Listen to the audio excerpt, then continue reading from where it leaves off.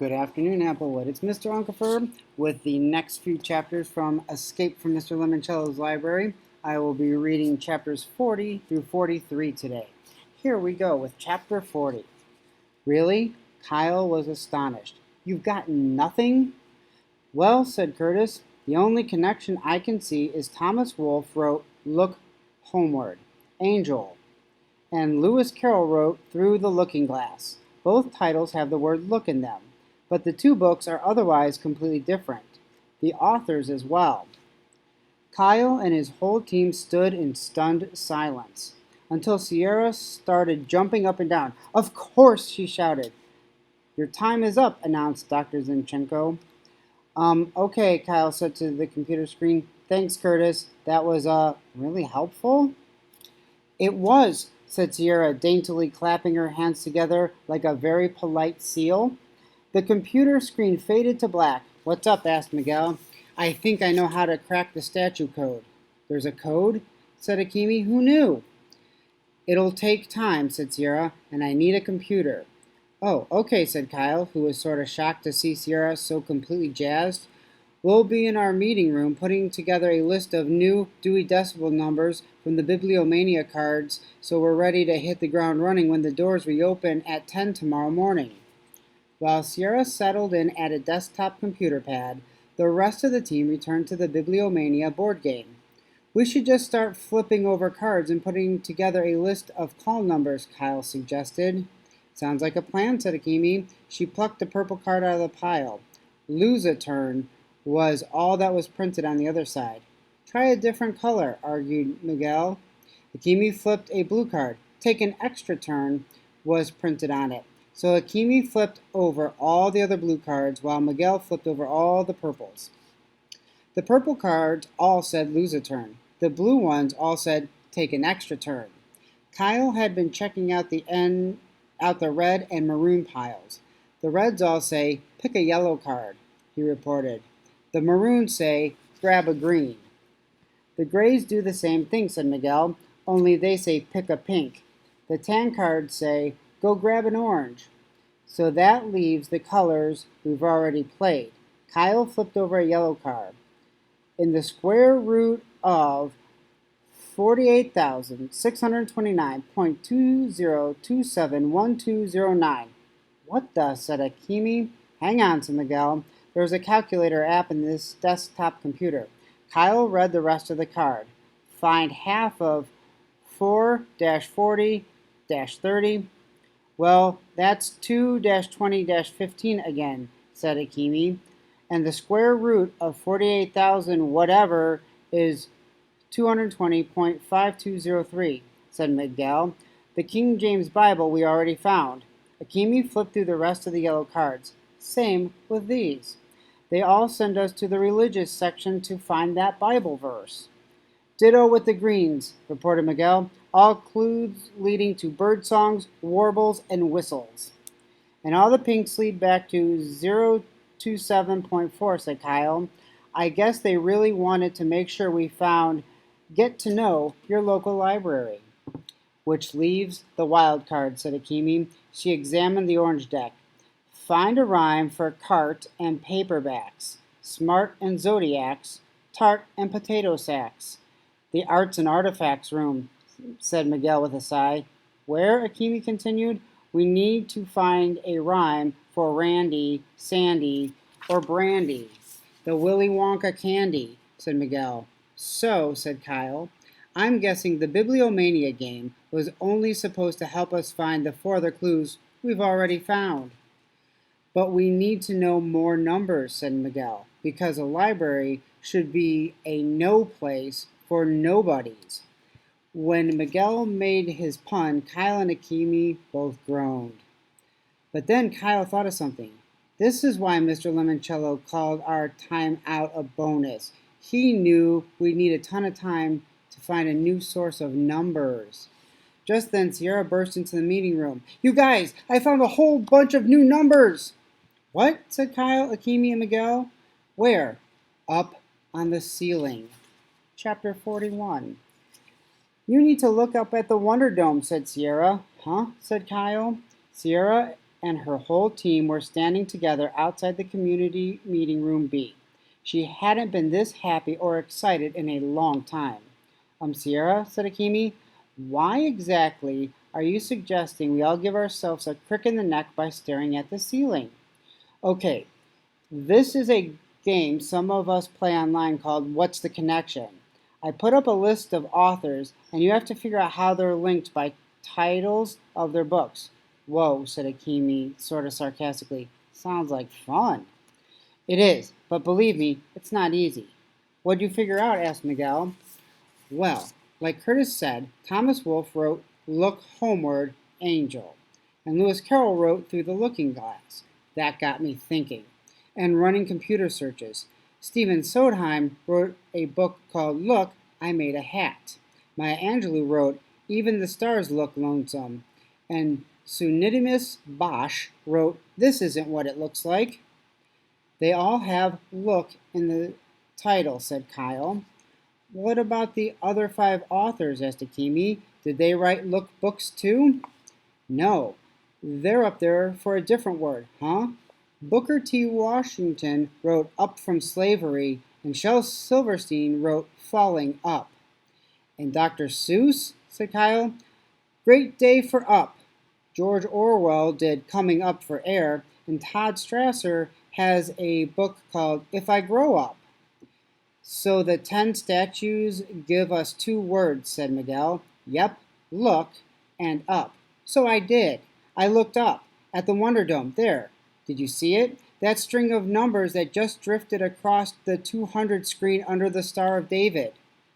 220.5203, said Miguel. Akimi knuckle punched Kyle in the arm. This is just like that bonus code thingy you showed me on the school bus. Of course, said Kyle. This is a Lemoncello game. He always hides secret codes in screwy places. Way to go, Sierra. Thanks, said Sierra, realizing how much more fun it is to play this kind of game with real friends instead of virtual ones on the internet. But we already found that same 200s number playing Bibliomania, said Miguel. True, said Kyle. Check out the sections for numbers the cards wouldn't give us. Everybody craned their necks and focused on the graphic swimming across the 10 panels overhead. Here comes another one, said Sierra, in the 600s. Right underneath the floating stethoscope. Got it, said Kyle. 624.193. Woohoo, said Akimi. Sierra, you're my new hero, said Kyle. You saved the day. Sierra blushed. Thanks. The spinner, said Akimi. Huh? Said Miguel. That was another clue. The Bibliomania game was pointing us to the ceiling too, because in the Dewey Decimal mode, the Wonder Dome looks like a giant 3D version of the board game Spinner. Awesome, Sierra, said Miguel. Absolutely awesome. Sierra and her teammates stared up at the ceiling for over an hour. At 12:30, they finally lay down on the floor so they wouldn't cramp their neck muscles. Because every 15 minutes, the animated ceiling looped through call numbers for every Dewey Decimal room in the library, except 1. And then the sequence repeated itself. How come there's no 300s number, said Miguel. Probably because that's the one book we really, really, really need, said Kyle. That Lemoncello, said Akimi. What a comedian. Chapter 42. Peering over the railing on the 3rd floor balcony at close to 2 a.m., Andrew Peckelman saw Sierra Russell sitting all alone in the Rotunda reading room. Andrew had spent the night on the 3rd floor losing video games to Charles, and being reminded about how much he needed to break into Community Meeting Room B to borrow any clues Kyle Keeley's team had gathered to pay Charles back for wasting so much of the team's time on the Anne of Green Gables clue due to his foolish fear of heights. Andrew had promised Charles he'd do whatever it took. If anyone on Team Keeley is going to help us break into their headquarters, Charles said, it will be the shy girl who is constantly reading. Have you noticed what Sierra Russell uses for a bookmark? No, Andrew answered honestly. Her library card, which of course doubles as a key card for Meeting Room B. Find a way to borrow it. Isn't that illegal? Of course not. This is a library. People borrow books, don't they? Well, yeah. Did I mention that I have 3,000 Facebook friends, 2,000 Twitter followers? Each and every one of them will hear what a weenie and wimp you are if you don't do this thing and guarantee our team wins. So Andrew made his way down to the first floor. Sierra, as usual, was reading a book. As he moved closer, Andrew saw a flash of white. Charles was right. Sierra was using her shiny white library card to mark her place in the book's pages. He made his way to a cluster of overstuffed reading chairs. Good book? His voice startled her.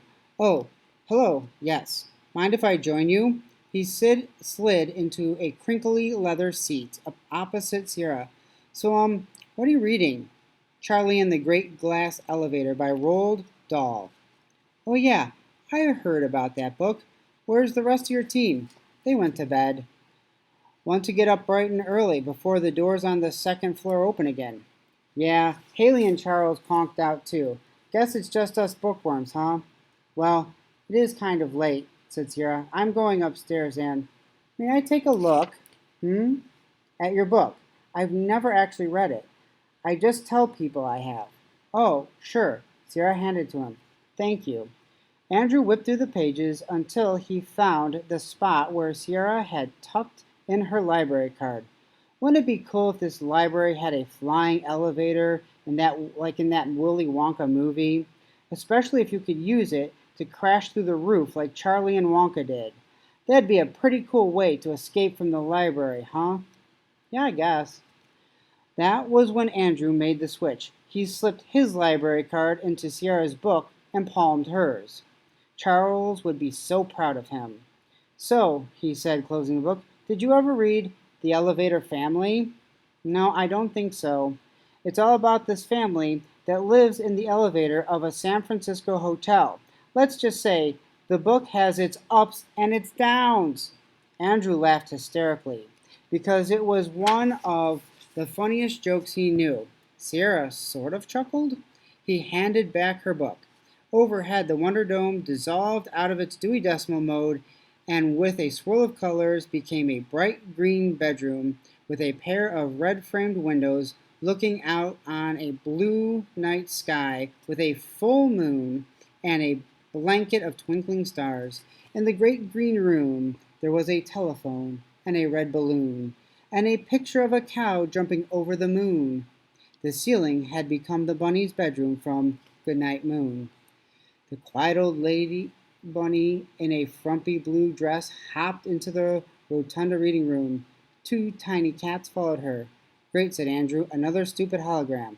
I think she's cute, said Sierra. Hush, said the bunny. Good night, clocks, and good night, socks. Good night, Sierra. Good night, Bunny. Sierra took her book and headed upstairs. Good night, Andrew, said the bunny. Right. He pocketed the purloined library card. He couldn't do anything with it right away, not while the holographic bunny's handlers were watching on spy cameras. But first thing in the morning... Good night, old bunny, saying hush, he called out, and then under his breath he muttered, in the morning our competition was going to crush. Chapter 43. Up bright and early the next morning, Kyle made his way across the rotunda reading room. It was 8:15. The Dewey Decimal doors would open in 1 hour and 45 minutes. The game would be over in less than 4 hours. Kyle was totally pumped. Sierra Russell, on the other hand, was sitting in a comfy chair reading a book. Hey, said Kyle. Hi, said Sierra, stifling a small yawn. Did you stay up all night reading? No, I went upstairs around 2, but there was a new stack of books on the librarian's desk when I came down. Oh, really? What'd you find? 5 copies of this. She showed Kyle her book. It was The 11th Hour, A Curious Mystery. It's a rhyming picture book about Horace the Elephant's 11th birthday party and the search to find out who ran off with all the food. There are hidden messages and cryptic codes all over the pages. Why is it called the 11th hour? The birthday feast was supposed to take place at 11 a.m., but since somebody stole all the food, Kyle laughed. 11 a.m. What? The 11th hour? The last possible moment? Kyle nudged his head up at the Wonder Dome. How much do you want to bet that at 11 o'clock on the dot, the clue we need most of all will pop up in the 300 section? Sierra smiled. So this new book is a clue about our clue? That's my guess. Did you eat breakfast? Not yet. Well, what are you waiting for? Said Miguel as he strode into the room. Today's the big day. We're gonna need our energy for the final sprint. He's right, said Akimi, climbing down the spiral staircase. The doors open in less than 2 hours. Then we only have 2 more hours to figure everything out. But, said Kyle to his other teammates, Sierra just figured out what will get the big 300's clue. He gestured toward the picture book at the last possible minute. What? Said Akimi. 11:59? Close. 11 o'clock. Awesome, said Miguel. It must be a very good clue. Kyle and his team went into the cafe, where they found Haley Daly seated at a table, eating half a grapefruit and staring blankly through the glass wall into the rotunda. Hey, Haley, said Kyle. How's it going? Not bad. You? Good. Win or lose, we're having a blast. We're having the fun bunch, said Akimi. You guys really get along, huh? Oh, yes, said Sierra. I haven't had this much fun since I was 6. Seriously? What's the matter, Haley? Said Akimi. Life's not so good on Team Charles. It's okay, I guess. I mean, we've pulled together some good clues and all. Well, said Miguel, if you ever want to switch sides, we're always looking for new members. Can I do that? Just switch sides? Even though I know everything about what Team Charles did all day yesterday? I think so, said Kyle. I mean, there was nothing in the rules about teams. Huh, said Haley. And Andrew's teamed up with you guys too? No, said Kyle. Haley nodded toward the wall of windows behind Kyle. Then why'd he just swipe his library card and go into your meeting room? The end of chapter 33. I hope everyone is enjoying Escape from Mr. Lemoncello's library.